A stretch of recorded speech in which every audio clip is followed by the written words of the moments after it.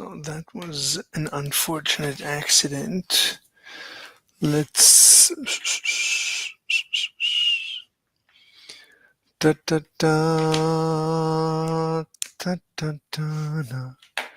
It's incredible in the Star Wars how the music of in the Phantom Menace is so amazing.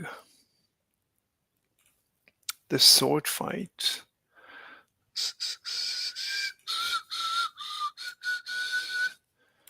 The Phantom Menace.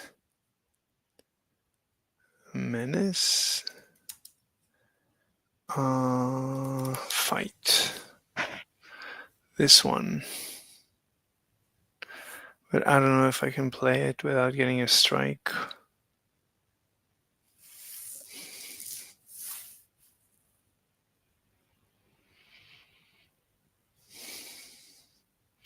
Then how does he have a clip? So it's allowed to have a clip?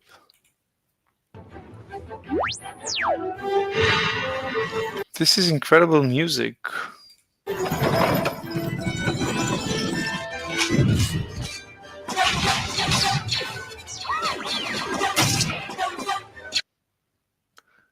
Everything here is so amazing except for the script. The script is very rough. We gotta do something, R2. Jesus Christ.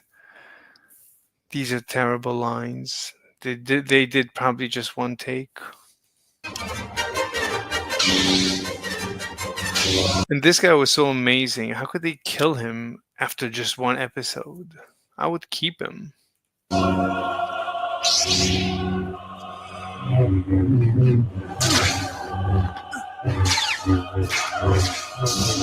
You should never do this. You should never allow both of your enemies to be on opposite sides. You always want to keep them on the same side. So when you fight multiple opponents, you always actually want your back to the wall, or preferably an edge. You want to edge yourself against the edge. Your back should be against an edge, so that this way, there's only room for one guy to fight you. And that's how you fight just one guy, and the other one is neutralized. So this guy doesn't know how to fight. He should have been. I mean, whoever choreographed this doesn't know how to fight multiple opponents. You'd never want to be in an open space fighting two people, because one immediately moves to the opposite side. So what you want to do is you always want to circle around. So the third guy is on the opposite side. Wait, we didn't do a mic check.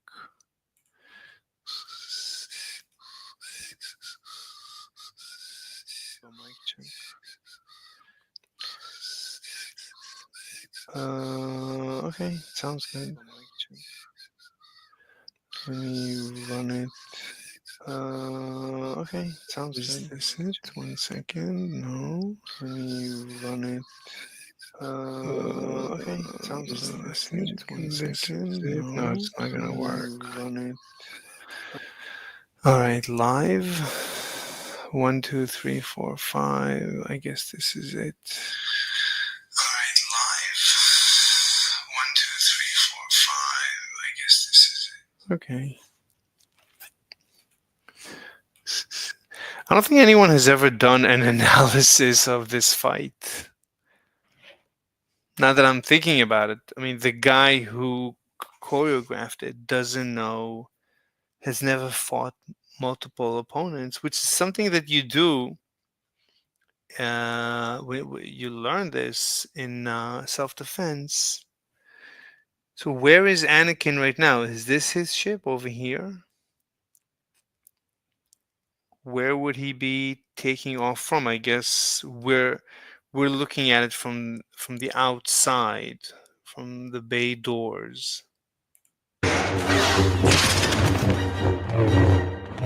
Why did he jump? What's the purpose of jumping?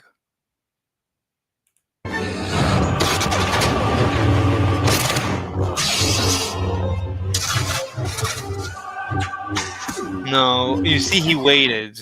If he didn't wait, he would have killed the Darth Maul.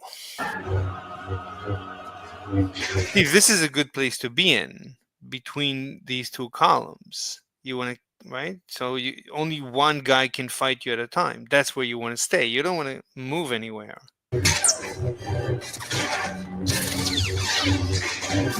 Why are they should be always going around him. What is he doing? That's a good place. That's a good place to be in. Because they can't surround you. Oh, wait, what happened?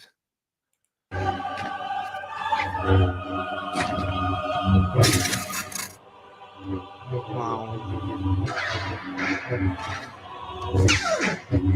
This is brilliant. Everything about this is brilliant.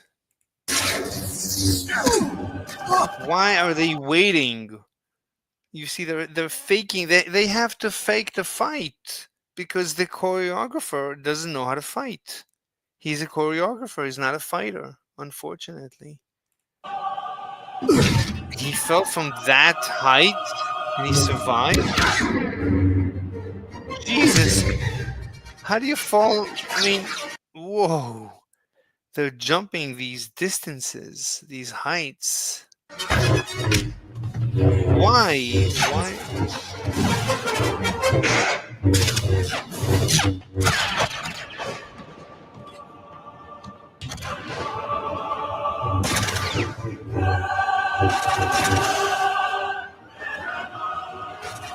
Wow, incredible.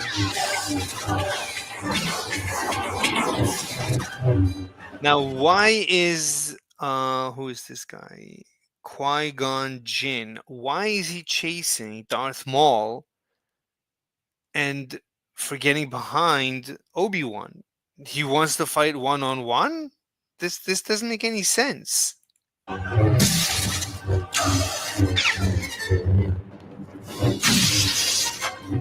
And everything was done in a blue screen. The actors didn't see the surrounding.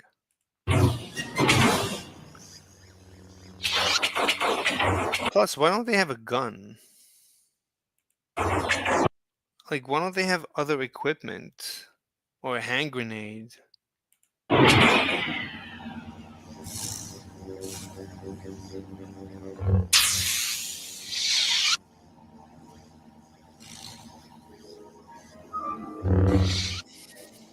Well, he's smart. He's resting.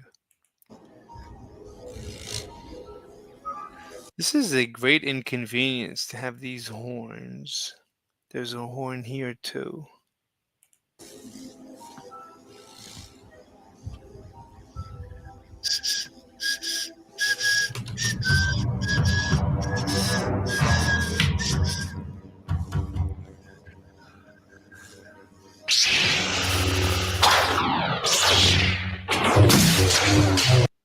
Why? Why did you go back to Obi-Wan?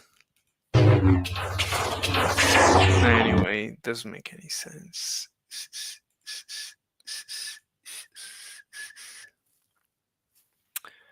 All right, let's see this. Damage report. Healthcare truth on air. As support for universal health care rises, and we'll show you all the evidence, Congressman Ro Khanna pushed back on ABC News against an anchor who claimed very casually that Medicare for All is impossible. Take a look. I want to, you retweeted a post by Bernie Sanders that said, yes, we waste hundreds of billions a year on healthcare administrative expenses that make insurance CEOs and wealthy stockholders incredibly rich, while 85 million Americans go uninsured or underinsured. Healthcare Isn't this guy a millionaire? Doesn't he have like multiple houses? Who is he to speak? He should give away everything. is a human right. We need Medicare for all. That's not really going to happen. So what would you say to those Americans who are frustrated right now? Well, first of all, Bernie Sanders is absolutely right. I believe we can make Medicare for all happen. He was retweeting Elon Musk, who was pointing out that the United States spends the most on administrative waste. If you care about efficiency in government, Medicare is 2% administrative fees. The private insurance, 18% that they're wasting. Yeah, and so look, if you want to say it seems impossible that, with how opposed our politicians are to any wide-scale reforms that it could happen, or that they're so clearly bought by the industries that Medicare for All would upend that it might seem impossible. But like, it's one thing for a regular person to make an evaluation of how likely it is to happen, whether you agree with Bernie Sanders or Ro Khanna or not. It's one thing for like me to say what I think. She's an anchor on ABC News. I'm not saying she's a senator or anything, but it's not like she's not part of the power structure that determines whether it happens or not.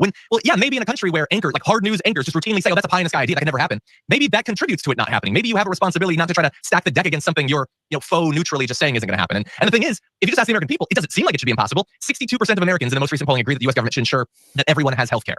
Even the percentage, by the way, recently of independents and Republicans who support it have risen. And back in just 2013, it was only 42%. It's 50% higher now. Why do you care what I have? How is it your business if I have or don't have health insurance? How is it your business? What does it mean the American people want everyone to have something?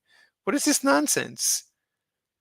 Than it was then. And you can see in this chart how it's been going up. And so, it got a little bit tight in the middle there, but gradually, and especially recently, it's been changing once again. And So if I'm a criminal, you want me to have something as a criminal? I don't get it. This doesn't make any sense. We don't say this about anything else. Why don't we say this about everything? Everyone should have an iPhone. Everyone should have a car. Everyone should have a house. Okay, let's try communism then. Oh, look how great it turns out in North Korea. Yeah, it always works out just amazing. I think that the conversation. I don't have time for these idiots. I love the look of that gun. I think it's so cool. Yeah. Okay. What do you do for work? Private security. Okay. An AR can fire 1,000 rounds in quick succession without overheating or malfunction. Saw a video about it. Why do I feel like I see so many guns that when you put like 3 mags, like full automatic, the end is like fucking on fire? Am I crazy? Or maybe that's just like for the big, like the M249 or whatever. But those should be go for 2 letters. Also, are we saying suicide survivor now? Why? I'm very public about it, so take my words.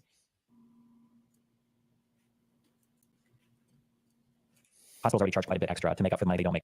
What are we talking about here? What? Okay. $2 trillion in offshore tax havens like the Cayman Islands in order to avoid paying their fair share of taxes to governments all over the world. In other words, governments are underfunded, and these people stash trillions in tax havens. Meanwhile, the uber rich do spend money to protect their incredible wealth. They do it by buying influence, and increasingly by buying our elections. Billionaires in the United States are 0.0005% of the population. That ain't a lot of people. You're even a smaller population as a senator. There's less senators than billionaires. Yet they accounted for 18 population. That ain't a lot of people. Yet they accounted for. There ain't a lot of senators. So why should we listen to senators, according to you? 18% of 2024 electoral spending. Tiny number of people spending huge amounts of money to buy elections. Just 100. Well, that's exactly what you are. You are a tiny amount of people that is governing. 50 billion Doesn't sound like equality to me. Spent nearly $2 billion to buy our recent elections. Elon Musk alone spent at least $277 million to back Donald Trump. How's that? One guy, $277 million. And we saw the results of that investment. It's, as last I checked, it's, what do we call this? I think this is First Amendment. This is freedom of speech. This is freedom. So you don't want people to be free. Okay, you want North Korea. Why don't you move to North Korea if you like it so much? Pretty good. The contractors spent over $38 million this election cycle. You're not going to have $1 trillion budget with the race board. In APAC, $1 billion funded super PAC spent over $100 million to defend the Congress were critical of the extremist right-wing Netanyahu government in Israel and the horrific war they're waging in Gaza. My friends, you don't have to be a PhD in political science to understand. Working pretty good. The major defense contractors spent over $38 million this election cycle. You know what? They're going to have $1 trillion military budget with enormous amounts of racing for it in it. And APAC, $1 billion funded super PAC spent over $100 million to defeat members of Congress who are critical of the extremist right-wing Netanyahu government in Israel and the horrific war they're waging in Gaza. My friends, you don't have to be a PhD in political science to understand that this is not democracy. This is not one person, one vote. This is not all of us coming together to decide our future. This is oligarchy. In my view, this issue of oligarchy is the most important issue facing our country and world because it touches on everything else. Touches on climate change, touches on healthcare, touches on whether or not working people are going to have a decent standard of living, touches on whether or not we can eliminate poverty. Okay.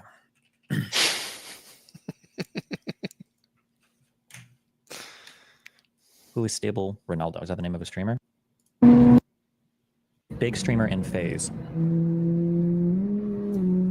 Is he gonna die?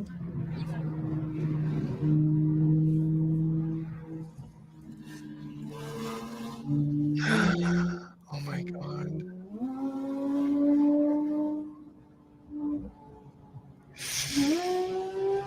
Oh my god, he's gonna die.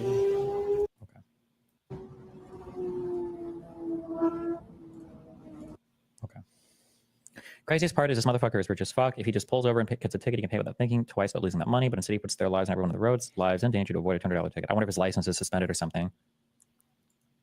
That's right. Getting raped. It's a funny thing. Longer video. So sweet of them. Oh my god, what the fuck? So sweet of them. Speeding. No, I think if you're, don't quote me on this, but I think if you're going over a certain speed limit, like over 15 an hour, I think it automatically counts as reckless driving. I don't even know if you have to do anything. Jesus Christ. Why are people acting like you got in a police chase?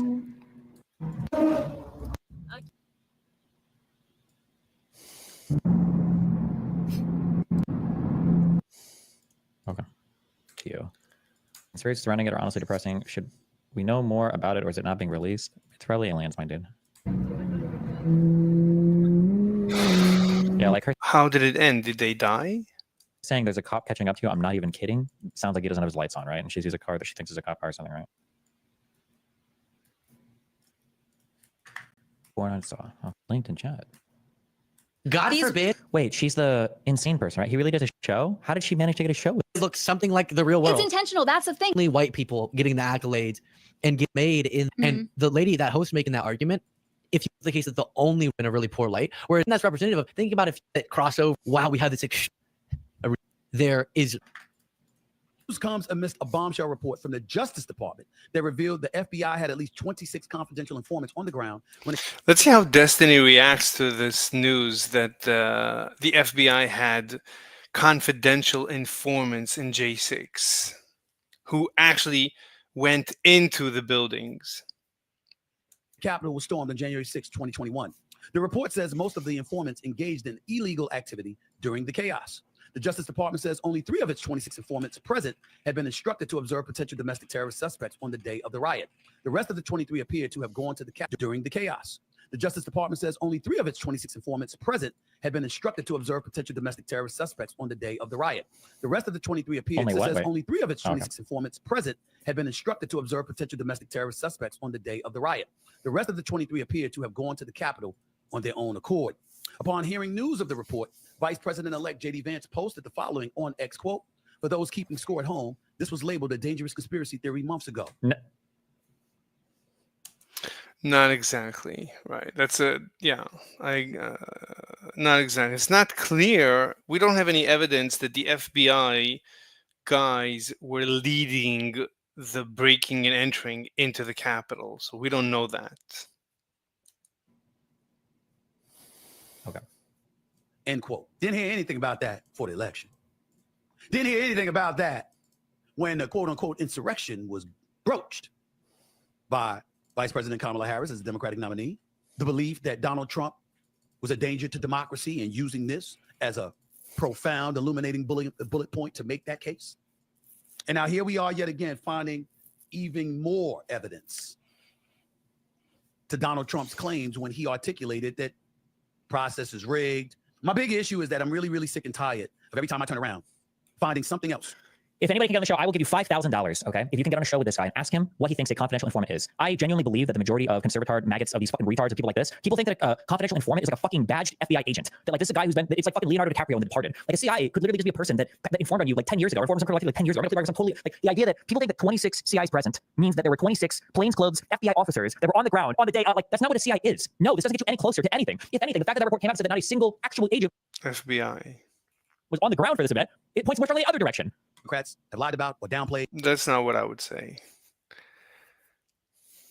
Let's assume these were actual FBI agents, 100% undercover FBI agents who walked into the Capitol, but there's no evidence that they led or that they told people or pushed people or aided or in any way persuaded anyone to move into the Capitol in a dangerous way. Or misrepresented along the way. I mean, I see Republicans like Megyn Kelly or Officer Tatum or Candace Owens or, you know, Deshaun Ham. Bro thinks Stephen Smith is a conservative. That's actually, when did I say he was a conservative? I didn't say they were a political party. I'm just saying that these people like believe the most retarded shit ever. Well, like, I don't know what his political affiliation, doesn't matter. These of the world. You know what I'm getting tired of? You know what I'm getting, the Democrats, what? You know I'm tired of the Democrats lying to me. what I'm getting really pissed off about?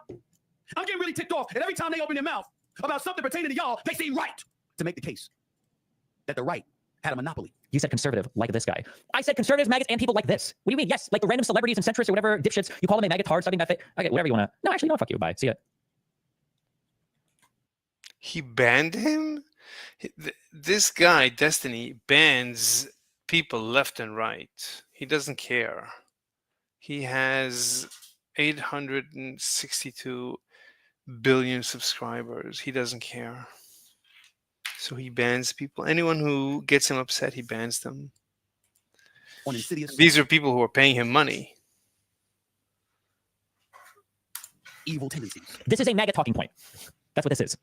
Evil tendencies. I thought he's saying maggot. So he's saying MAGA talking point. Is he saying Democrats keep telling the truth about Republicans? No, he's saying Republicans and MAGA ends up being right about everything. Because for some reason they can keep rewriting history. They can say, oh, well, we were right about everything. We were right about... No, you weren't. You're wrong about literally everything. You're wrong about almost every single thing. Like, what do you mean? Tendencies. Corrupt tendencies. Duplicitous, hypocritical, untruthful tendencies. And every time they made those accusations, we turn around and find out that at least some of them are guilty of the same shit. I don't know about y'all. Well, it feels like Destiny is shooting at everyone and anyone. At what point does it stop being everyone else must be crazy and maybe turn into I'm missing something? The second one single person ever provides a shred of evidence for anything that they believe, one time, if that would happen one time, I would consider. But I'm sick of all of it. I'm sick of all of it. They've actually made Donald Trump look like he was right instead of them.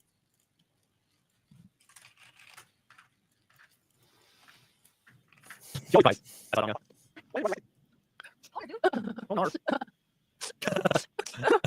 much did they know about Jan 6 before it happened? With all those CIs, they had to know something. Why would they have to know anything? There were 26 people that had been confidential informants at some point in a riot of 50,000 people. Wait, like, why would you assume? How could anybody have known? And if anybody was going to know, why wouldn't it be Donald Trump, who's the literal fucking president of the United States? It's his FBI director. You know that was literally his guy, because Ferrer was literally his dude. It's his DOJ. Why is she crying? No! Wait, I don't even know what I'm watching. What's happening here? Release a mouse into the Release a wall. mouse in his chat, you said? Okay. Oh, she released a mouse? Somebody released a mouse and a cat ate it?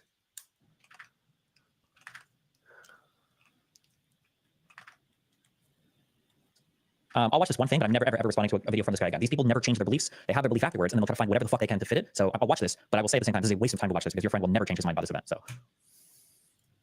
That's not true. I changed my mind. Well, have I about the J6? Not really. found a video of police shooting people in the face on J6. What are we even supposed to prove here? No way, it's violent. He's taking... Giving warnings about chemical munitions. I need to let the lethal team position above me to start deploying. Launch, launch.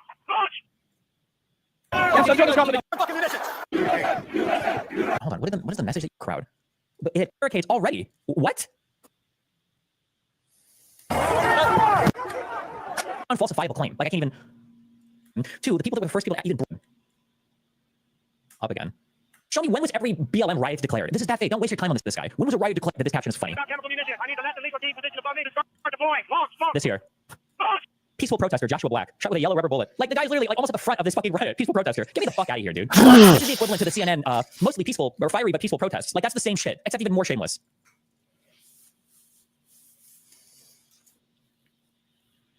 CIs were there for. Just because it's a CI doesn't even mean they're necessarily involved again. It could have been a confidential form of upcoming insurrection. Like, we clear for you. That should have happened while the riot was ongoing. Leader is you can never do wrong. So if you're a maggot, you can never view Trump as being in the wrong or your movement as being wrong on anything. So it's essentially they defend every single part of the cult conspiracy. Holy shit. The fraud who built his career lying to you. Okay. Continue. Dr. Quarter's response to what I asked, I'm engaging on, he said, right? Cenk said, maybe I'm just not an effective communicator. Almost sense if it's not imbued with like any official power, it's hard to say they can abuse that power. But in reality, just because there's no like formal authorizing statute or anything from which it like gathers constitutional authority, it derives its power from. It's going to be effective. The president outside of like federal institution, right? He's like we're talking a government actor. Why would that That's what I mean by random guys say we're all like going to political rallies. I don't know how many people you. Peace. Nobody fucking cares. Nobody cares. Our nation was founded on the basic idea that the people we elect run the government.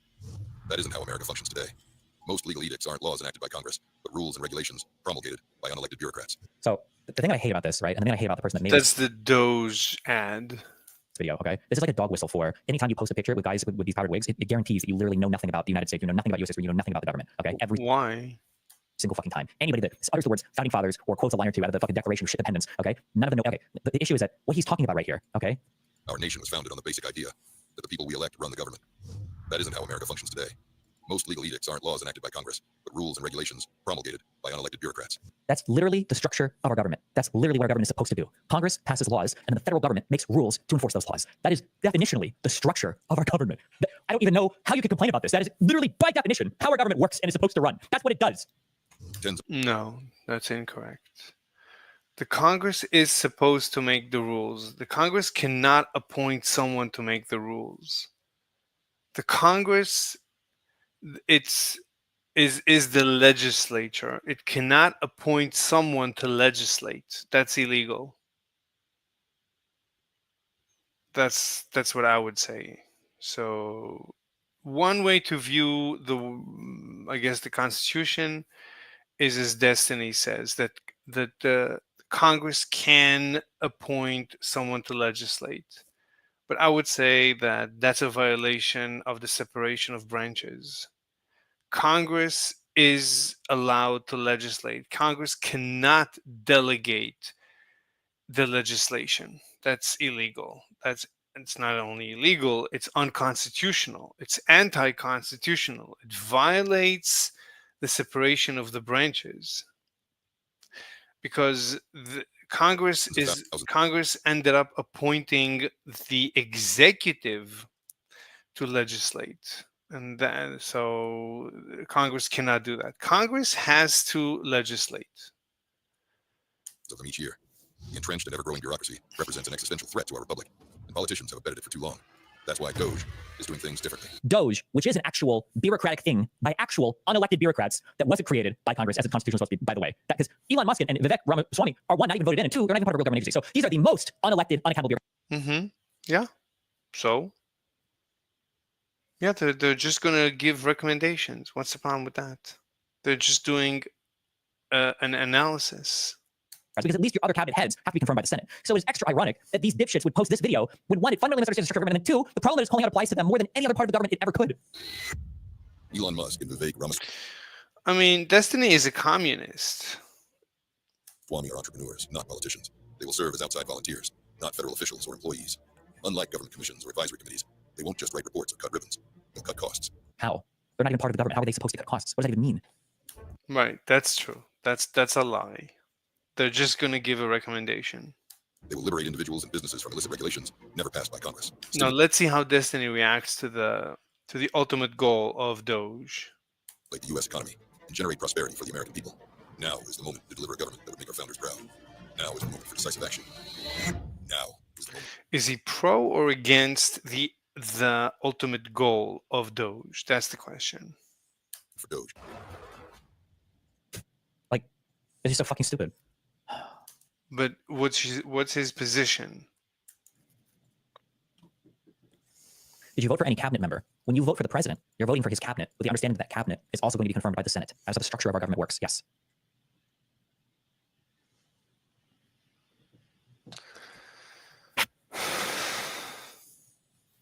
They want all the nonsense pedals to the. What do I debunk? There's nothing even to debunk. The claims aren't even falsifiable. Like they just say like the wildest, dumbest shit. There's not even like a thing to debunk anymore. Why gold failed as a currency. The U.S. dollar system is a Ponzi scheme. Yes. Like literally, and the reason Ponzi schemes are illegal is because this dude was just basically like, I'll do what the government's doing. And they're like, no, only we can do that. I'll tell you where gold failed. Gold failed when you want a digital economy of billions of people, you were reliant on a central party corporation or government to achieve transaction finality. When gold was physical in the local, I went to the local butcher, gave him a gold coin. I went to the local tailor, gave him a gold coin, and it was peer-to-peer. Gold was fine. As soon as we scaled the world to billions and we were on the internet, I have to deposit my gold to the government and trust that Bitcoin is digital gold in this. I'm sorry. Even when we were on the gold standard, we still had a paper currency, no? Like that could be exchanged for gold if you really wanted to, no? Yes. As far as I know. When did U.S. first get paper currency? A very long time ago. Oh, was this like literally the fucking founding of the country? Like you didn't go, even when we were on a gold standard, like in the year 1904, a guy didn't go to the barber and give him a piece of before 1804, 1704. Gold. I don't know if anybody ever just traded gold like hand to hand like this. Yeah. The butcher gave him a gold coin. Gold was on a central party corporation or government to achieve transaction finality. When gold was physical in the local, I went to the local butcher, gave him a gold coin. I went to the local tailor, gave him a gold coin. And I don't think this was a common part of U.S. history. Or at least I've never heard of this before. This is the textbook the guy is referencing on the gold coin thing. This isn't even true because you also traded in platinum and silver. it was peer-to-peer. Gold was fine. As soon as we scaled the world to billions and we were on the internet, I have to deposit my gold to the government and trust that Bitcoin is digital gold in this. It's not only a physical bearer instrument, but it's a network. It's a network that can achieve transaction finality without the central party. That's why it's better. I know this is a little cliche to say, but you really need to just think about it. The U.S. dollar system is a Ponzi scheme. Yes. Quite literally. And the reason Ponzi schemes are illegal is because this dude was just basically like, I'll do what the government's doing. And they're like, no, only we can do that. We have the guns. So and the reason Ponzi schemes are illegal is because this dude was just basically like, I'll do what the government's doing. And they're like, no, only we can do that. Yeah, the government has to have the exclusive right to do some things. That's not how governments work. Yeah, it wouldn't really work if everybody could form their own government. Like, we have the guns. So the way I have to describe it in the simplest of terms is, if the four of us all agree that we're gonna trade this tech deck over here, I'm gonna give it to you for $1, you give it for $1. That the government can do anything. The government can declare a dictator that it's a dictatorship. all of the value of the labor that we're doing is inside our community. Along comes some dude with a gun who says, I got a tech deck, and he holds up this weird piece of garbage, and he says, I can now insert it into, with doing no labor, you will now accept my goods for your labor. So what the government basically does by printing money, they do no labor, but convince you to give you theirs. Exactly. They use that to fund wars and other, who knows what, hamsters on drugs fighting, and I'm not even kidding. They took hamsters, they gave them cocaine, and made them fight. And it's like, okay, I do understand. That sounds like a useful way of spending money. They want to know cocaine to mammals, whatever. I kind of think maybe you shouldn't print money and then give out these grants to just do these things. But once the government was able to have an infinite Ponzi scheme, the insanity started to envelop our society. Like he's not even wrong in that, like, he's not even making a claim to be. It's just stupid. Like, so what is the complaint here that the government does, like, the government funds grants for scientific research? Is that what you want to get rid of? Is that what you want to delete? Like no more scientific grants for research? What percentage of even our discretionary spending is on scientific grants? How much money, USA, how much money, federal budget, science grants 2023?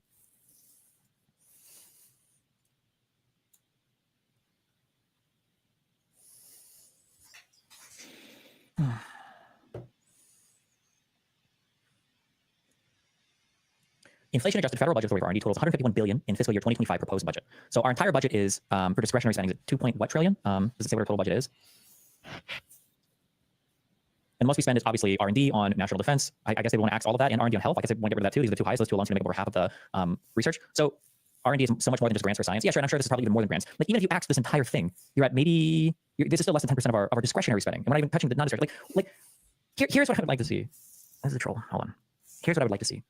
If you think that money is being spent poorly, point out specifically just a couple of things that you think is being spent poorly. Don't just summarize it, right? Don't summarize cocaine, rats, or whatever. Like, find out what the grant was for. Find out how much money the grant was. Find out if that research is meaningful enough, and then criticize that thing if you want. Rather than these, otherwise it's just this vague bullshit. I want to do this so badly, man. Where's your Piece go? I just want to do a podcast once a week where it's just bullshit. Like, you just say nothing. Like, there's nothing that's being said here. It's just all bullshit and nothing. Things. But once the government was able to have an infinite Ponzi scheme, the insanity started to envelop our society. Yeah. There's a great, I love the book. Wait, what is the insanity? What does that mean? What is the insanity? How? DEI and affirmative action, or? Ruins Everything by Jimmy Song. I feel about that book, but he kind of talks about this process where you can print essentially infinite amount of money and you can do whatever you want. You absolutely go nuts. You know, the one that I thought would be most relevant to kind of what you talk about a lot is war. And so most people don't understand, before we could print as much money as we wanted, we had to finance the war. And when the war couldn't be financed, then the war was over because we didn't have any money for it. And so we had to sell war bonds. Do you guys support the war? Okay, give me your money if you support it. You know, you buy the bonds, and then once you're not ready to support it, you don't buy the bond, and then the war's over because we can't finance it. And now we're in these freaking forever wars because we could just print as much money as we want. How much should we give Ukraine? I don't know. How much? $200 billion. How do you still not know what the aid to Ukraine was? How can you still not know this when you've been slobbering and coming all over your desk, shilling for the $5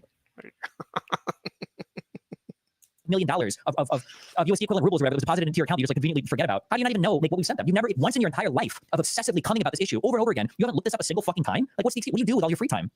But they keep failing the audits, so like we don't actually know. What does it mean to fail? Like, this is what? Like, what's the point of it? I don't understand what it is. Like, every single thing on here is just going to be wrong or stupid. What does failing the audit mean? What do you think that means? Oh, because they can't pass the audits. Yep. I think there's an argument to be made that you can't have fiat currency without war, and you can't have war without fiat currency. Fair. I think that's non-falsifiable. Human civilization has always been at war. There's always been a history of war. And by the way, before non-fiat currency, you had war as well. So there's always been war. How are you even supposed to prove or disprove that claim? I think the last 100 years has been a century of war because the last 100 years have been the century of nation states printing money. The last 100 years, arguably the most peaceful in all of human history, has been the century of war. Because of World War II, or are we still including even World War I in that? Like all of Europe was constantly fucking fighting itself before the year 1900. Like, we were killing all Native Americans in North America, South America. How much shit going on? Like the multiple genocides. I think. The whole history of the conquest of all the caliphates of Roman Greece and the Dark Ages and the century of war. Who's calling it that? Like, every continent of all human history has basically nonstop fucking been war. Like, where are the centuries of peace? What? Yeah. I mean, in the there will be war without fiat, but to this scale that we are seeing, modern warfare exists because the government doesn't need to ask the people to support its wars. It just makes the money. This is a problem of just general population scale, right? So we talk about why are people mad at cops? Why do you end up with defund the police? Or why are people mad at healthcare CEOs? If you go back 300 years, you have a small town of a couple hundred people, and there's a guy who's known to be a dick who's dumping human waste in the river. He shows up to buy bread and they go, "You get out of here! You screw everything up for everybody." He knows that he's got a community of people who are going to excise him. They're going to ostracize him. All the people are like, no, you can't be exiled or like. So to be clear, this only happens when you have a government, by the way, because the person who's going to be dumping waste into your river is not just going to be a random jerk-off asshole. It's probably going to be the guy with the most guns, the most people behind him, and most assets under his control, so he can do what the fuck he wants to do. Wait, do you think that prior to governments existing, you think that all the townspeople just bullied? Why the fuck was feudalism ever a thing? Couldn't all they do was bully the kings and bully the feudal lords and bully the vassals? Like, why would they ever be ruled by anybody ever? Do you think it was just a bunch of townspeople with pitchforks always fighting? Like, what the fuck are we talking about? Like there's no like this isn't even wrong. There's nothing even a fact check here. He's giving me like a civilization. I don't even know civilization. The video game is just stupid. It's just stupid. Now, ostracize him. All the people are like, no, you can't be exiled or like we can't do these things. Now, a corporate CEO who's screwing people over and knows it can walk into any Starbucks, any store, and there's never going to be any social consequence. So as opposed to before, when like a noble could abduct some fucking lower class woman and rape her and just fucking throw her back to the wolves, or when kings or queens could like sentence entire groups of people to be dead, or about like the fucking Spanish Inquisition. Was that because of fiat currency, or about all the corruption spawning from the Catholic Church? It's like this. It's just like on its face. Like if you were if you were to stop and think for like 1 microsecond, hold on, what are we talking about? What are we talking about right now? Like was there a time in history when like the baker saw Rockefeller, coming in, he's like, get out of here, you bad baron, get out of here. The town doesn't like you. Like, so the U.S. government, the people know they're bringing them off. The people know these wars are bad. They continually express their distaste for these wars. Yeah, and Barack Obama arguably won his election on it, and our involvement in foreign affairs changed significantly since then. Why do you think we do drone warfare instead of sending fucking airplanes and putting troops on the ground? People who are making the war machine happen have anonymity and will walk into any store, any building, and no one's going to say anything. There's no shame, there's no shunning, there's nothing. Because of that, they can keep printing money and keep ripping us off while we know it's happening. Yeah. The misuse of the dollar is really what's going to be its own downfall, right? We saw it particularly when the U.S. weaponized the financial system against Russia when the Ukraine war started. Also, CEO of Bitcoin company, do we not think for 1 microsecond like there's a conflict of interest here? Like, shouldn't Temple at the very least be playing devil's advocate? Like, these guys are obviously incentivized to give you the most anti-currency take ever, no? When the U.S. dollar is really what's going to be its own downfall, right? We saw it particularly when the U.S. weaponized the financial system against Russia when the Ukraine war started. And that was really a big red flag to all the other nations to evaluate their standing. If you're completely reliant on the SWIFT network and the U.S. dollar, your country is now vulnerable to another country changing their opinion of you, and they can start cutting you off from the economics of the world.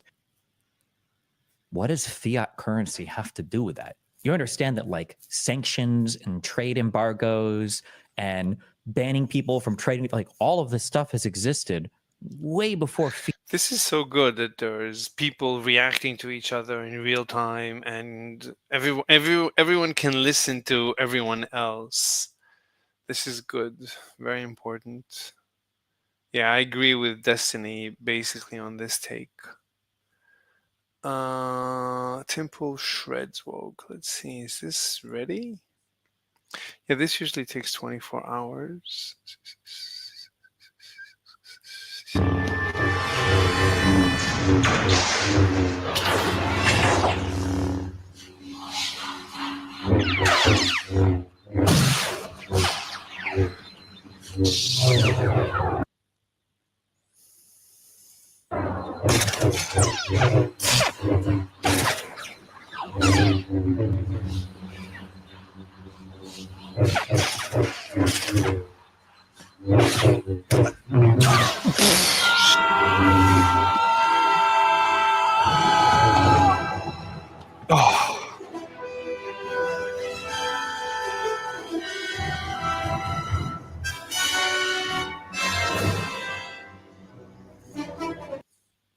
Good stuff.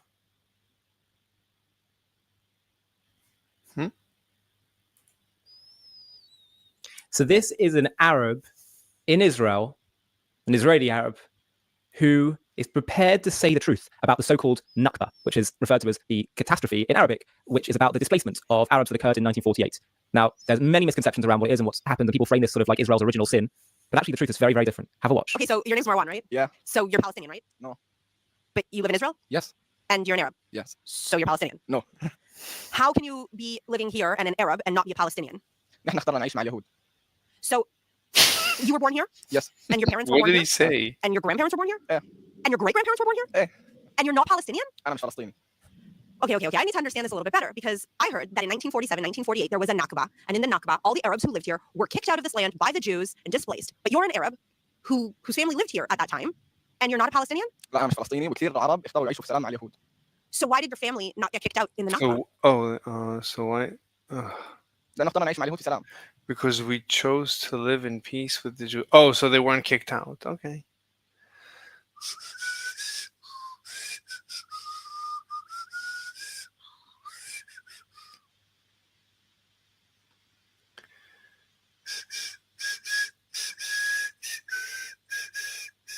Imagine Imagine chilling out in your headquarters, knowing that your enemy is thousands of miles away and has little to no chances of getting within range. They're welcome to try, but they will have to negotiate first your mighty air, sea, and ground-based defenses, to say nothing of your state-of-the-art radars. They're capable of detecting an incoming aircraft or missile with enough advance notice to deploy an effective counter.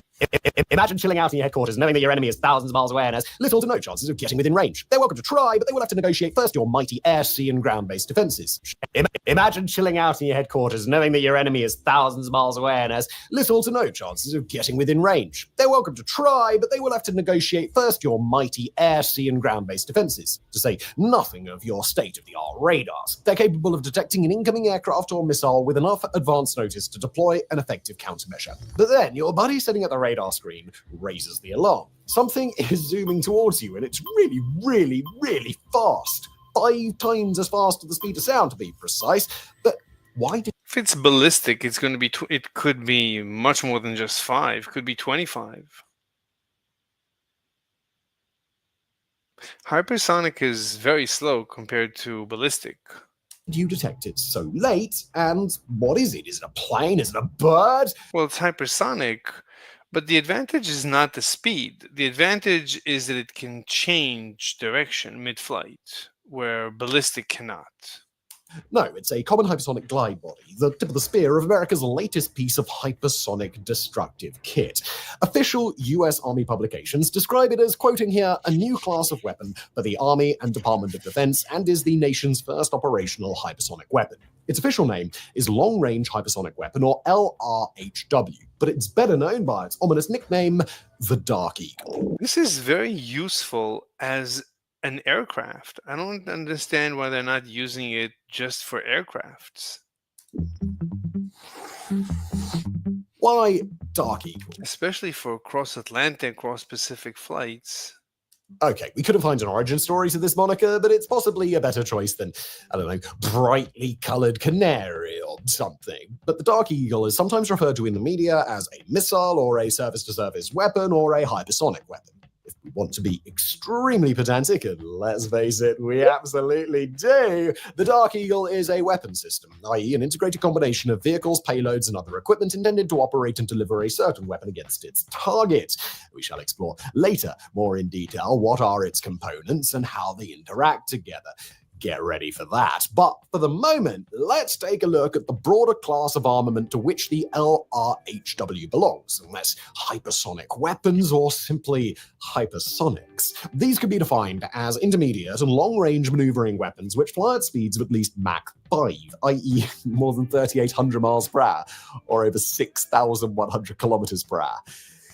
That is fast. In lay terms, we're talking about stuff that's going to hit you hard and from afar while traveling more than 5 times faster than sound, all while following an unpredictable trajectory which will make detection and interception oh so very difficult. Now, hypersonic detection is going to be easy. Interception is going to be a problem because it changes direction. But fortunately, it's blind because of the plasma, because of the hypersonic. So it's blind, so it's got a disadvantage. Basically, the target can move, but you don't know what the target is. largely belong. But if it's a moving target, then it's hopeless. So what is it good for? A non-moving target, like a radar. But the radar is fortified.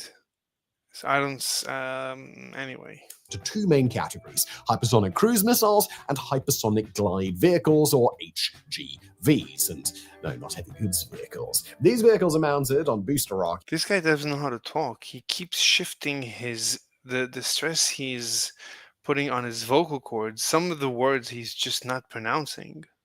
It's before being released and gliding toward their target. HGVs and the supporting systems have been of particular interest to the US military since the early 2000s. According to General John Hyten, former commander of US Strategic Command, HGVs could enable, quoting him here, responsive long-range strike options against distant, defended, and/or time-critical threats such as road mobile missiles when other forces are unavailable, denied access, or not preferred.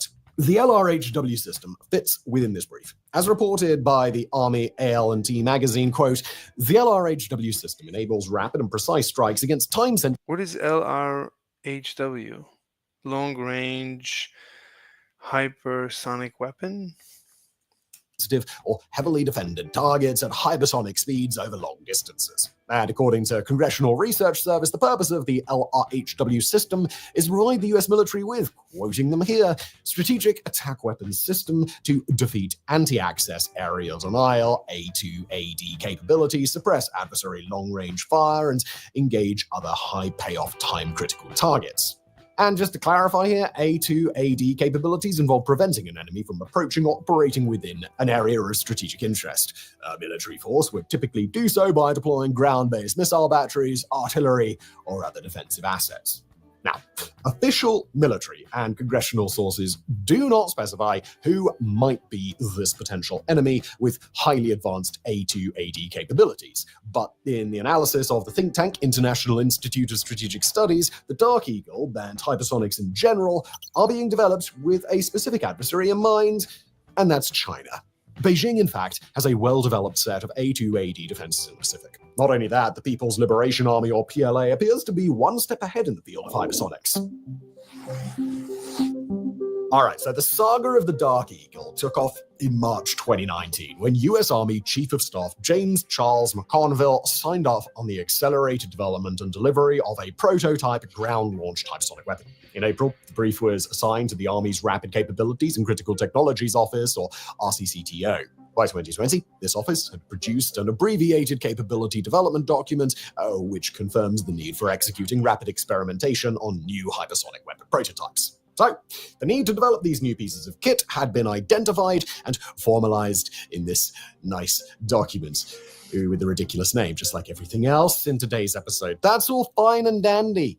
But thus far, no tangible progress had actually been made. The project got a nice kick up the rear end thruster only in early 2021. That's when the Pentagon found out that China's People's Liberation Army had been developing an intermediate-range ballistic missile equipped with a nuclear-capable hypersonic glide vehicle. The missile could fly a distance of up to 4,900 miles, that's 8,000 kilometers, before releasing the HGV, which would then strike at the intended target. This new weapon would not be a direct threat to Hawaii, let alone the US mainland, but it could cause a serious headache to America's allies in the Asia-Pacific region. Hence, the DoD had to keep up with Chinese developments, and in May, it issued a funding request to Congress amounting to $3.8 billion for projects related to the research, development, and initial procurement of hypersonic weapons for fiscal year 2022. Now, the Congress and President Biden authorized the request in December 2021, thus enabling the Army and Navy to issue requests for proposals to their vendors. The highly ambitious and aggressive goal was to deliver the new hypersonic weapon, the LRHW, by the end of 2023. Now, we should specify / remind you at this stage that the terms LRHW or Dark Eagle do not simply refer to a missile, but a complex weapons system, which includes many components. Now, the first component will be the transporter erector launchers. Every system today is composed of components. The rocket is one part of everything. There's a radar, there's a launcher, there's a payload, there's so many components. Or TALs. Each TAL will house and fire 2 missiles and will be mounted on an M870A4 trailer.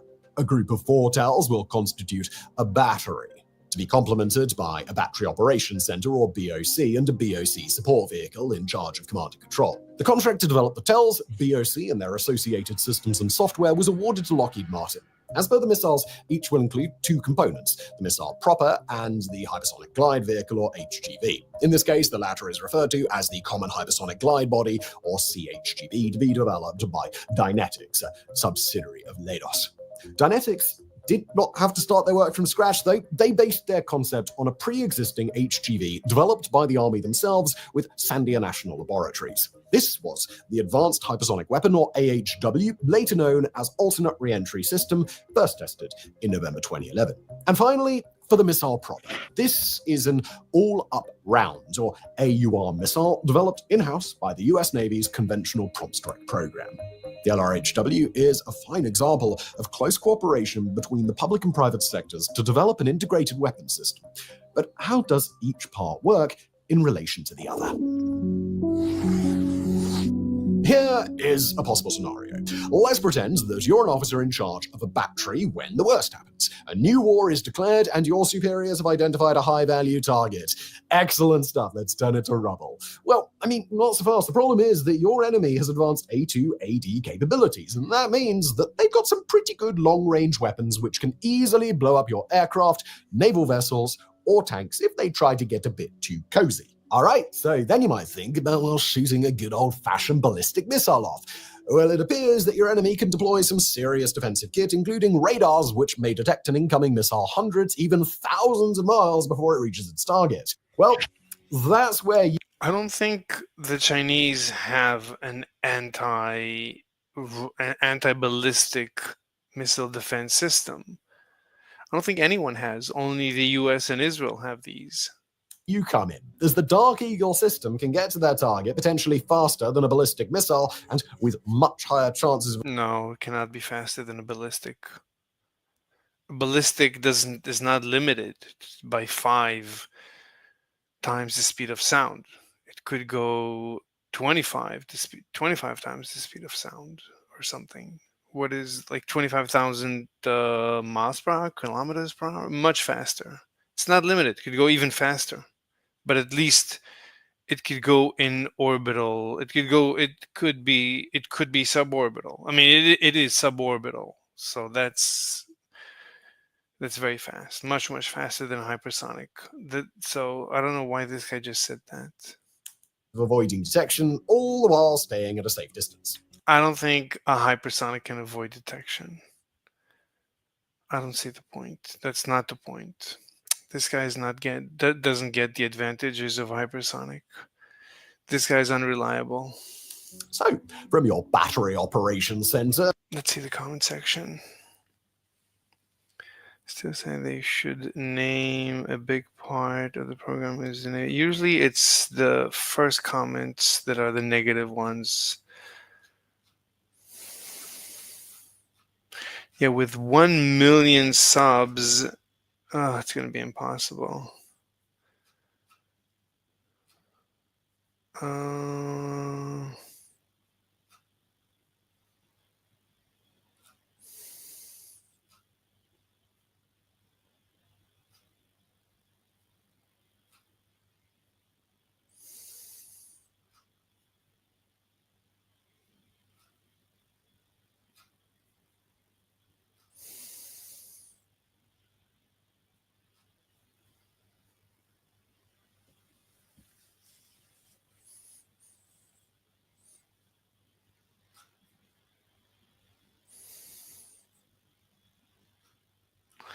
Supersonic cruise missiles. Supersonic, I mean, whatever.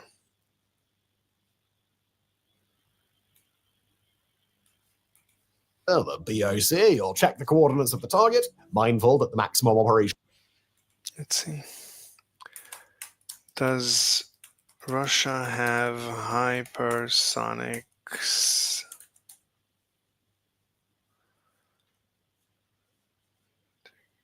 Well, Putin says. I don't care what Putin says. What's the truth?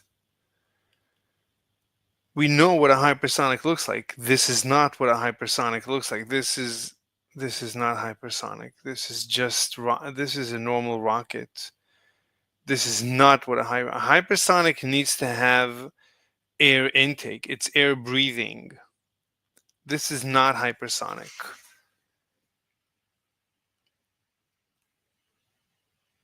This is hypersonic.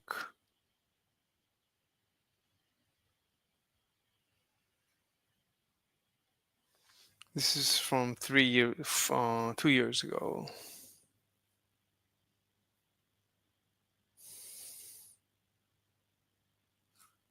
But what's the end? Do they have it or not?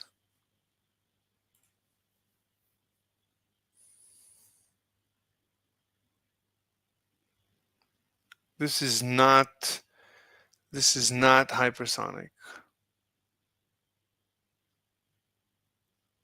Not hypersonic. Not hypersonic.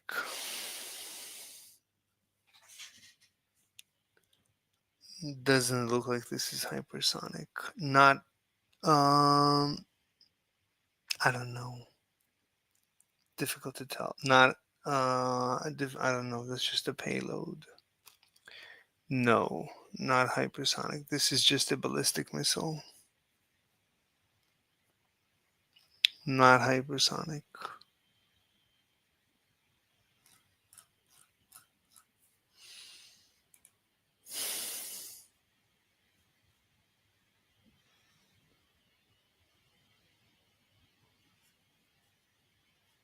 Oreshnik?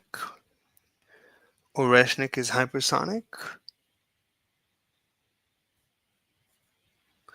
But is it air-breathing hypersonic, or is it just a rocket hypersonic? There's nothing new about a hypersonic rocket.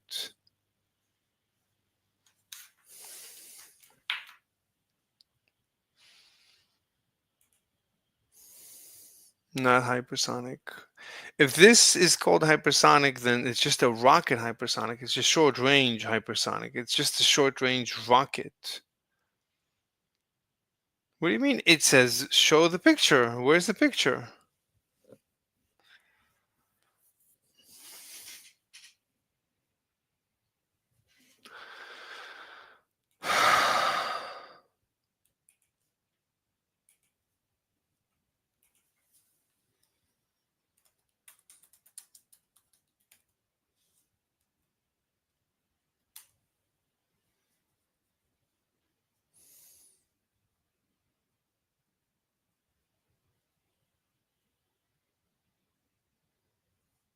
This is not hypersonic. This is ballistic.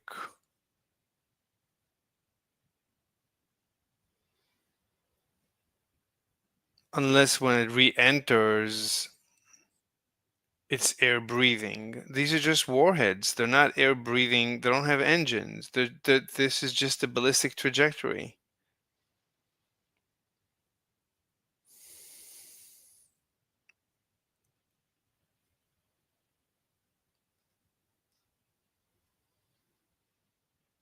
That's Russia's new hypersonic missile is impossible to shoot down. Pretty frightening. When Russia carried out a missile strike against Ukraine's capital city last week, the damage was pretty frightening. Several floors of an apartment building were destroyed. At least 5 people were killed, several more injured. But amongst the wreckage, quite a frightening find, debris that a team of Ukrainian forensic experts believe belongs to a Russian Zircon missile. Russia has introduced a new missile system that could be impossible to defend against. If Russia did fire a Zircon missile at Ukraine, I'll just say right now, it's not for sure. The evidence is disputed, which I'll explain in a bit. But if Russia did fire a Zircon missile into Ukraine, that would be a first for this entire war, because the Zircon is from a family of missiles that are considered virtually uninterceptable, impossible to shoot down. They're supposed to travel at many times the speed of sound. They fly relatively low, making them harder to see until it's too late, and with what can be a pretty unpredictable flight path. So what do we know? But what's the range? Now, before I say anything about what this missile is capable of, just keep in mind, it's not like you can just find a manual somewhere and read the specs. We've had to piece together what Russia's defense ministry says it can do and weigh that against what other governments and experts and analysts believe it can do. But let's just start with this. Hypersonic missiles, like the Zircon, go insanely fast. Most commercial aircraft, jet aircraft, travel a little bit slower than the speed of sound. So if Zircon is moving 8 or 9 times the speed of sound, then it's moving more than 8 or 9 times faster than a commercial aircraft. Because you only have a short warning time, the so-called footprint of each interceptor, the distance that it can reach to shoot down an incoming missile is going to be relatively small. And so you're only going to be able to shoot down these very fast missiles if you happen to have an interceptor located in exactly the right place. But there are a lot of unknowns. A lot depends on the actual speed in practice of the Zircon missile as opposed to what's actually claimed. But speed also gives hypersonic missiles a different kind of advantage. If you've ever seen a rocket re-entry in a movie, you know that something moving at very high speed heats up the air around it. But traveling at hypersonic speed makes the air so hot, it's not even really air anymore, at least not in the way we're used to thinking about it. After solid, liquid, and gas, plasma is the fourth state of matter. It is made of particles that have been ionized. It turns into a completely separate state of matter called plasma, which is basically like a soup of atoms that get so excited they're knocking electrons off of each other. The best analogy for this that I've seen is if you imagine air like a bunch of water balloons floating around. Plasma is when those water balloons break. And with all of that electron mayhem, you get electrical interference that makes it really hard for radar to do its thing. It turns the air around it into an electrical conductor, which means, of course, that it's undetectable to radar. According to the US-based Missile Defense Advocacy Alliance, during flight, the missile is completely covered by a plasma cloud that absorbs any rays of radio frequencies and makes the missile invisible to radars. This allows the missile to remain undetected on its way to the target. But this class of hypersonic missile isn't just about speed. This is Russian Defense Ministry video. It's also about flight path. And because of the way it blazes through the sky, it may be able to confound missile defense systems in 2 other key ways. So this graphic from the conversation does a really good job showing the difference between Okay. a high-flying... So I can understand that this is ballistic, this is hypersonic, and this is just a rocket. This is not hypersonic. Ballistic missile and a low-flying hypersonic missile. You see this big... Well, there's three. Hypersonic cruise missile. And what's this? Hypersonic glide. Oh, so that's the difference? Wide arc through space. Is this air breathing? That's my question. A rocket like that can also travel at hypersonic speeds, but it's a very long, very predictable path, easier to shoot down. The kind of hypersonic missiles that we're talking about are supposed to be able to stay very low, which in theory could introduce a new type of problem for defenders. Imagine the planet Earth. The geometry of being on a sphere really limits what something like ground radar would be able to detect when it looks up into the sky, because you can't really see around the curvature of the planet, right? So by the time a hypersonic missile finally arrives in your field of view, it's traveling so fast that it might be too late. In the case of Zircon, it's going to be flying at 10, 20 kilometers, maybe higher. Radars are not going to pick it up very far in advance, and that's just... 1 second, let me take a message.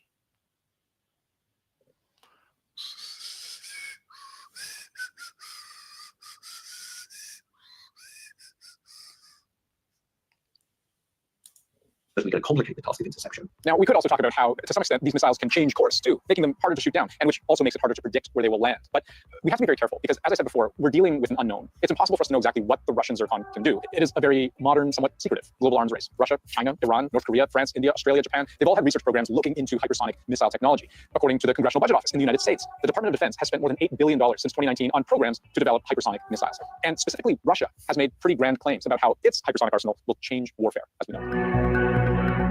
About 5 years ago, Putin announced to the world Russia had two operational hypersonic weapons, the Kinzhal and the Avangard. Two different technologies, but both very fast. It goes like a meteorite to its target, boasted Putin. A few years later, we heard from Russia that it had completed testing of the Zircon missile, and that one of its warships in the Atlantic would, according to Russian state news, for the first time be armed.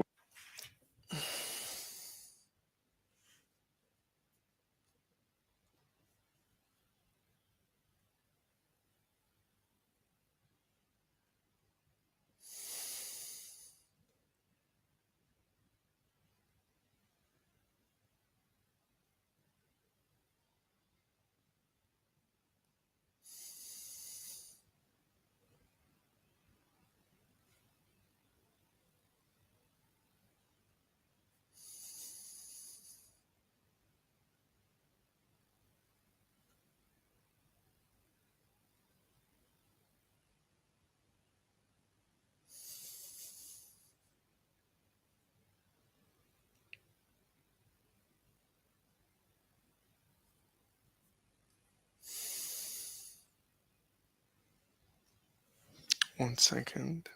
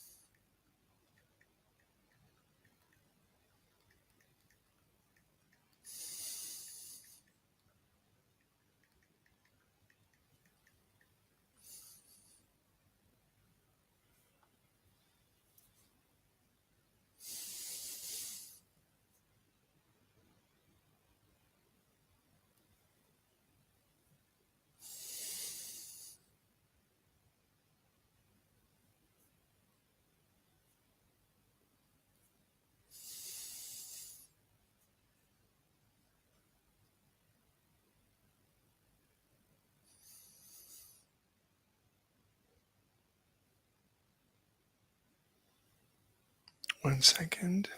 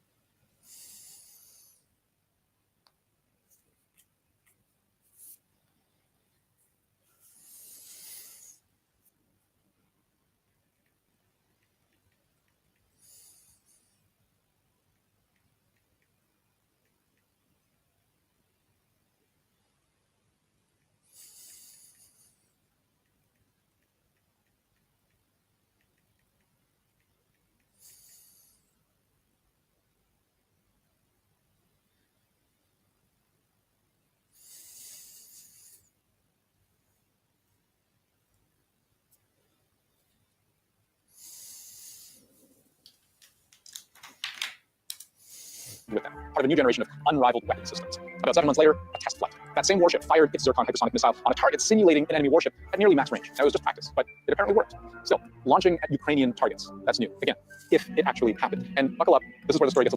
What's the point of firing at a building? It's because it's blind. It doesn't have an aim. It's blind. That's one of the major disadvantages. It's a little bumpy. It cannot communicate with the universe. It doesn't even have GPS. It has nothing. It's completely blind. It can't see, hear, nothing. That's why it hit a residential building. What's the point in that? The simple answer to the question, did Russia really fire a Zircon missile at Ukraine, is we don't know for sure. This Telegram post from the head of a Ukrainian government-run Science and Forensics Institute showed video of the debris collected last week. The post mentions how the fragments bear the markings. It doesn't have an air intake. It's not air breathing. It's just a rocket. It's a dumb rocket. The 3M22 Zircon missile. Like, you can literally say 3M22 laser etched, they say, in some cases, into the metal pieces. It may be that this is actually a test firing by Russia to see how it performs under operational conditions. But not everyone's convinced. One representative of the Kiev City Military Administration said the so-called laser etching looked more like nail scratches in a piece of rubble. Hardly definitive. And the Ukrainian Air Force says its own experts are still verifying the wreckage. But if this was a Zircon hypersonic missile... That's different. If that's a Zircon, then that's air breathing. That's fine.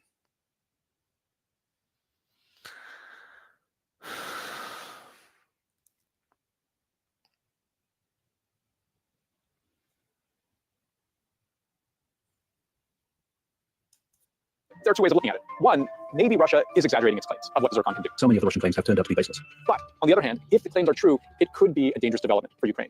It already struggles to shoot down more conventional missiles that Russia launches and has asked its allies repeatedly for more assistance on air defense. For example, in that February 7th attack, Ukrainian Air Force data shows that of 64 Russian aerial attacks, missiles, drones, the like, only 44 were intercepted. And if Russia does have a battle-tested missile that's almost impossible to shoot down, 3 questions. How many does it have? How many can it make? And what will it take to effectively defend against them?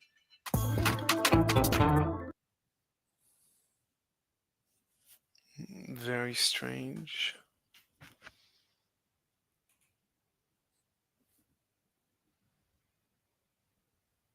I mean, can a normal rocket achieve what this rocket achieved?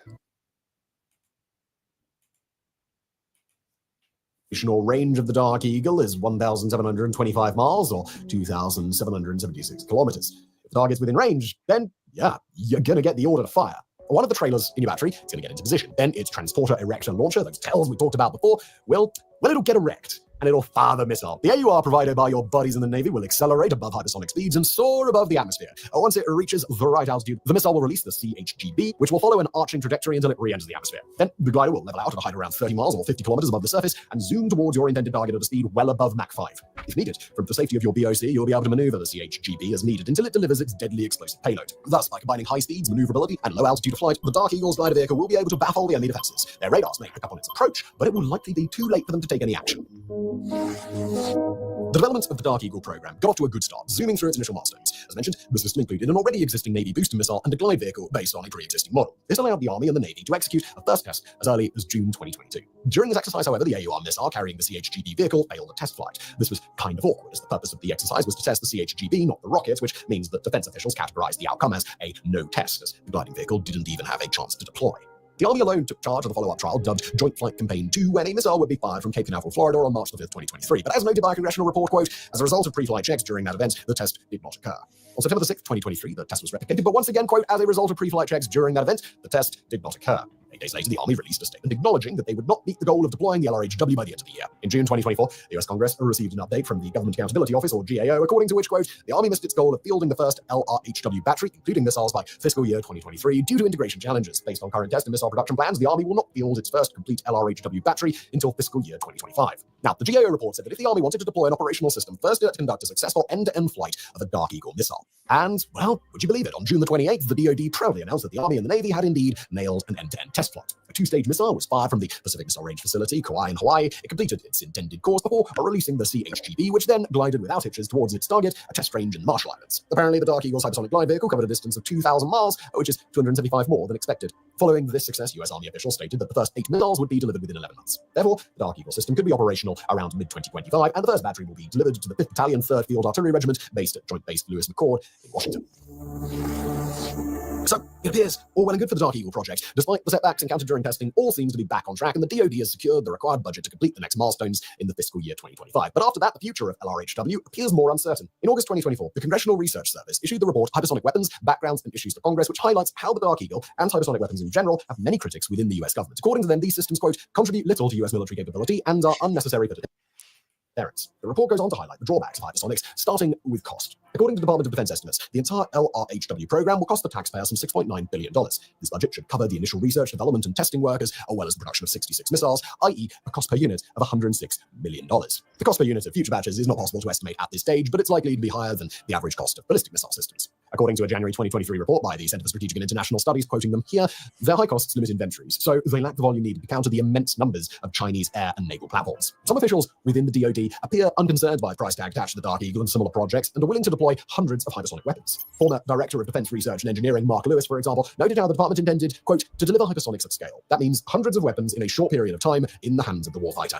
And Principal Director for Hypersonics, Mike White, confirmed that the DoD planned to, quote, produce hypersonics in mass because you have to be able to deliver capability in meaningful numbers, even to defeat the high-end targets. Air Force Secretary Frank Kendall begged to disagree, though, quoting him here, hypersonics are not going to be cheap anytime soon, and thus we're more likely to have relatively small inventories of hypersonic missiles than large ones. Now, beside cost, US hypersonics may have another inherent limitation. As opposed to their Chinese counterparts, they're not designed for potential nuclear use. The implication is, if you fire your hypersonic glide vehicle with a conventional warhead, you have to make it really accurate if you want to blow up your target. And higher accuracy requires more advanced guiding technology and extensive testing. But even if the DoD were able to foot the bill and undergo additional R&D and testing, would it even be worth it? According to a Congressional Budget Office assessment of hypersonic weapons, well, not really. Their conclusion was that traditional ballistic missiles would be cheaper than hypersonics and perform just as well. And when pitted against the air defenses of a well-funded military, the likes of Dark Eagle missiles, quote, would probably not be more survivable than ballistic missiles with maneuverable warheads in a conflict, unless the ballistic missiles encountered highly effective long-range defenses. There is yet another consideration. As pointed out by the Congressional Research Service analysis, Lockheed and Dynetics were able to deliver against their original contract, certainly. But if the DoD intends to increase demand for Dark Eagles, they may lack the ability to fulfill these orders. More in general, quote, US government officials have expressed ongoing concern about the ability of the industrial base to support future demand for hypersonic weapons.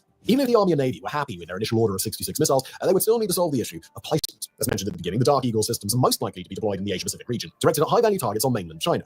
But where exactly? The International Institute for Strategic Studies, or IISS, tried to answer this very question in their January 2024 paper, Long-Range Strike Capabilities in the Asia-Pacific, Implications for Regional Stability. The natural choice would be to deploy the TELs in a US-controlled territory, namely the island of Guam. But we have to consider the maximum operational range of the Dark Eagle missiles at 1,725 miles or 2,776 kilometers. One of these weapons, if fired from Guam, may reach naval targets in the Pacific and the eastern sectors of the South China Sea, but it would have zero chances of reaching mainland China. Well, how about placing the TELs in an allied country such as Japan? Well, that would be the perfect choice, geographically speaking. Washington and Tokyo, however, last discussed the placement of American long-range weapons back in December 2019, and Japanese diplomacy appeared to not be on board with the idea. South Korea would make for another good candidate, but according to the IISS report, its government may be unwilling to antagonize China in such a direct way. The US could potentially rely on further regional allies such as Thailand and Philippines. The former has drawn closer to China in the democracies are so weak. Past decade, making the latter a more likely candidate. In fact, in February 2023, Miller announced that US forces would be able to set up new bases in northern Luzon. Great location, certainly, but access to this prime real estate is granted by the Enhanced Defense Cooperation Agreement, which does not explicitly guarantee permission to host American long-range weapon systems. Finally, would Australia be happy for the US military to park a couple of TEL trailers on its northern coast? Well, yeah, probably, but it wouldn't be any good as southern China and even the South China Sea would be well out of range of the Dark Eagle missiles. The IISS report eventually suggests that the best short-term solution would be to, quote, continue relying predominantly on its existing extensive air and sea-launched weapons, which hints at a potential future development of the LRHW as a naval-only weapon system. So, what is apparent from the analysis about the LRHW Dark Eagle is that it carries a significant amount of baggage. The TELs, boosters, and glide vehicles in themselves may be technically feasible, effective, and on their way to delivery. But for the entire system to provide a tangible strategic advantage, the Department of Defense, in cooperation with the Department of State, may first need to solve some rather complex issues related to funding, industrial capabilities, and relationship with allies in the Asia-Pacific region. And thus, we return to a question that we already asked. Is the effort worth it, or are hypersonics a red herring, distracting valuable defense resources from other pursuits? As early as June 2022, this suggestion was raised by Colonel David Pappalardo, France's Air and Special Attaché in Washington. In his paper, Hypersonics, Between Rhetoric and Reality, he advised France, the US, and other NATO countries to explore the potential of hypersonic missile weapons, certainly, but these militaries should not overlook cheaper and more accessible technologies such as cruise missiles, drones, or loitering munitions. The risk, in his view, is that NATO may be dragged by potential adversary powers into a hypersonics arms race. In his words, the label hypersonic must not become the bullfighter's cape used to lure and exhaust the opponent into the arena of strategic competition. And thank you for watching. Good analysis.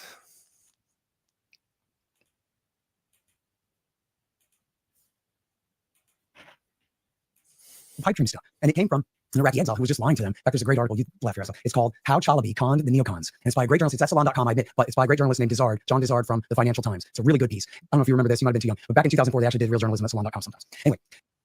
But see, the thinking Netanyahu and David Warren's just thinking here is just completely insane. That we're going to dominate the Iraqi Shia, and then they're just going to do whatever we want. And they're going to, maybe we'll get a regime change in Iran because the Iranians will want to live like Iraqis so much. And we'll have Hezbollah will be eating out of Netanyahu's hand. This is total pipe dream stuff. And it came from an Iraqi exile who was just lying to them. In fact, there's a great article you left here. It's called How Chalabi Conned the Neocons. And it's by a great journalist. It's at salon.com, I admit, but it's by a great journalist named John Dizard from the Financial Times. It's a really good piece. I don't know if you remember this. You might have been too young. But back in 2004, they actually did real journalism at salon.com sometimes. Anyway, so this piece is called How Chalabi Conned the Neocons. And this is not me. I swear to God, I'm quoting a guy here, okay? But he said he interviews a Lebanese businessman who's friends with Chalabi. And he tells Dizard, I asked Chalabi, what are you doing palling around with these neoconservatives, with these Jews? And Chalabi told me, don't worry. I just need them to get Washington. This guy's full of anecdotes. He doesn't have stats, anecdotes. To go to war with Iraq, but then I'm going to stab them in the back, which is exactly what he did, and they fell for it because they're fools. Okay, I'm going to throw to one of our sponsors really quick because I want to keep talking about this Likud party and how we just keep doing whatever it is that they want, and in the process, just mass murdering Christians in the Middle East. That was the result. The Iraq War has been the result. Some of the oldest Christian civilizations in the world are being destroyed. With it, our history. I could also talk to you about World War II and how that was done. But just want to remind you guys about Nimi because Christmas is just around the corner. And if you're still searching for a perfect gift, you just want to treat yourself. You're shopping for rooted in values and rejuvenated in your list. So do not wait. Use codecare.com. Let me tell you that there's terrorism and we're fighting, and that's why we need to get a little bit better. And this is just really important for Americans to understand this. So you have the Likud party press in America, which is constantly trying to tell you that there's terrorism and we're fighting, and that's why we need to get behind our friend, our ally in the Middle East. They always leave out the part that our friend, our ally is the one arming the people in the Middle East, as is our own CIA. I don't think there's a difference in my viewpoint between the CIA and Mossad. And so I just refuse to believe these are two separate organizations. They're always killing each other's souls and working together. And what? So the CIA and the Mossad are the same organization? So the two countries is one country? So Israel is the US? I don't understand. What kind of a soup is she making out of the universe? It's like it's a soup. And the reason why I think Mossad is leading it is because everything we're doing is not at the benefit of the American people. So just one time we invaded a country. So the Mossad is running the US? Just like that. Who in the Mossad is running the US? How are they doing this? And they were like, and now the roads are all paved in America. You know what I mean? And now gas is cheap forever. Maybe you can make me believe that it's not just Israel benefiting from this, but Israel is the only country benefiting from all of this. And so, Skylar, could you pull up this list? How is Israel benefiting from anything? Of what we gave money to. I'm glad you guys are all at work stressing out. Israel is a poor country, very poor relative to the US. How is it? Wondering where your tax dollars are going. Don't worry, I'll show you what we gave away to last year. So we spent nearly $61 billion in foreign aid to work people, and this is where the budget has gone. To half of it to just 10 countries. Number one, you won't be surprised, Ukraine. Number two, you will not be surprised, Israel. Then we have Ethiopia, Jordan, Egypt, Afghanistan, Somalia, Yemen, Congo, and Syria. 896 million to Syria, which we just overthrew. So who did it go to? I'm guessing it didn't go to Assad, who's protecting Christians. Go pull up that list again. Who does this benefit? Did anybody today say, well, I'm so glad we gave 1. Syria, $1 billion to Syria. 9.5 billion to Ethiopia because my day got better. Israel, Jordan, Egypt, clearly. Yeah, foreign aid has to be cut. It should be completely cut. It's the dumbest thing in the world, except for Ukraine. Ukraine needs the money, or they're not getting any money. They're getting weapons. They should be getting more weapons. Clearly, this is all benefiting Israel. These are Israel's neighbors. Okay, not America. This is benefiting Israel. Syria, Congo, Yemen, Somalia. This is benefiting Israel? Neighbors, Israel's neighbors. Like I said, we can't even get cheap gas. Right. And look, it's totally worth addressing this too. You mentioned previously about false accusations of anti-Semitism, and I guess just the fact that we're talking about Israel's role in our Middle East politics will probably bring more heat on you today. People are going to try to say that about me. Care less. But well, look, I think it's worth addressing because there are people like the Declaration of Independence says, with a decent respect to the opinions of mankind. I want to assume that most people listening to me now have no idea who I am or why I say the things I say, and maybe they wonder. So I'd just like to explain. Obviously, this reflects your view as well. But the reality is that just because David Wormser and Paul Wolfowitz did Iraq War II for Israel, that doesn't reflect on American Jews in general at all. The vast majority of American Jews have no political power whatsoever. There's regular people like everybody else, and if you break down the poll numbers and divide people by ethnic and religious groups, American Jews opposed Iraq War II more than any other group. Now you could say that's because they're liberal Democrats and they didn't side with W. Bush. Well, fine, they're liberal Democrats and they didn't side with the Likud. And what Israel wants. Oh my God.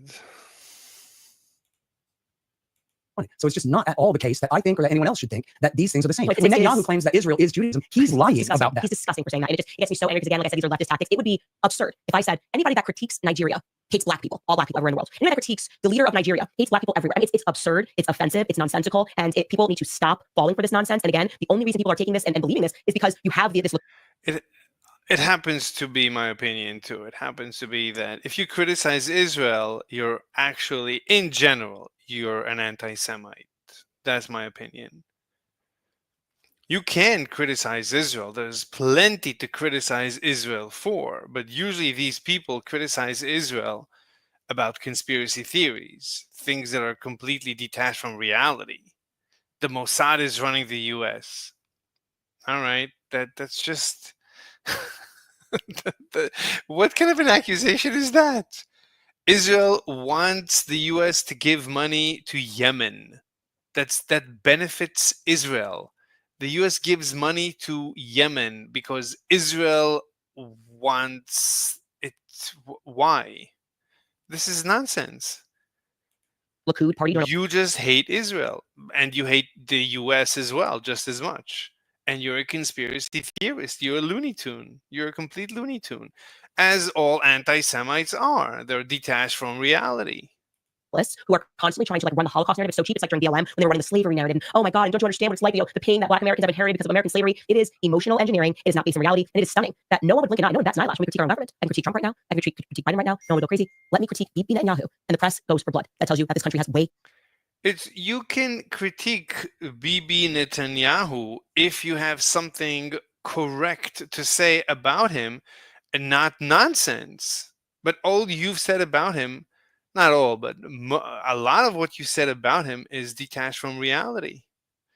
The little that you said about him that's correct, that is not detached from reality, yeah, I completely agree with you. He's an idiot. He's a leftoid. Too much power in our press. They have way too much power. Full stop. I don't understand how AIPAC does not have to. He's a loser.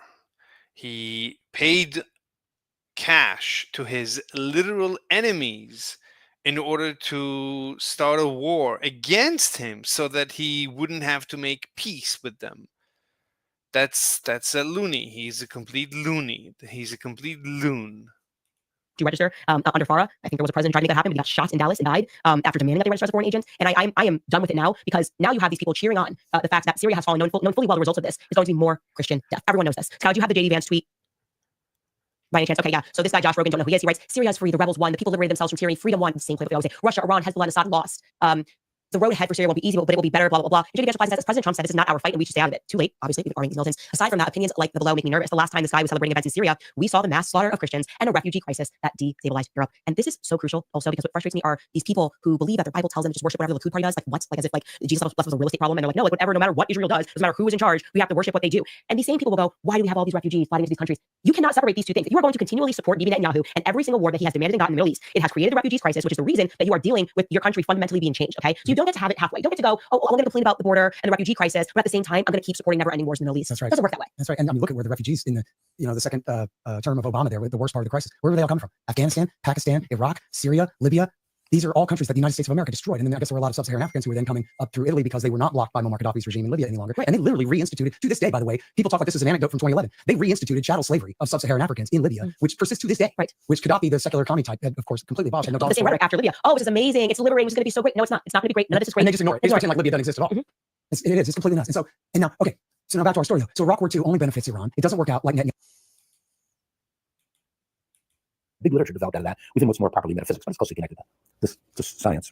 It needs to be modified because I think Lewis's account of counterfactuals is no good. He bases account of counterfactuals on possible world similarity. I think that's a big mistake, but that's often a side topic, so I'm not going to get into that right now. I think it needs to be done in terms of conditional probabilities, which we can explain in a moment. But that's what counterfactuals are, and that's how causation is connected to counterfactuals. And causation is another thing that I think Russell said too, but other people picked up, like a guy called Mackey, another philosopher, is that it's the cement of the universe, the glue of the universe. Causation relates one event to another. I don't really think it's glue or anything like that. That's ridiculous. But I do think it's the concept we use in order to connect events that are connected to explanation. We explain why one thing happened in terms of another by finding the causes of events. At least that's one kind of explanation. It's not the only kind of explanation. It's the one kind of explanation.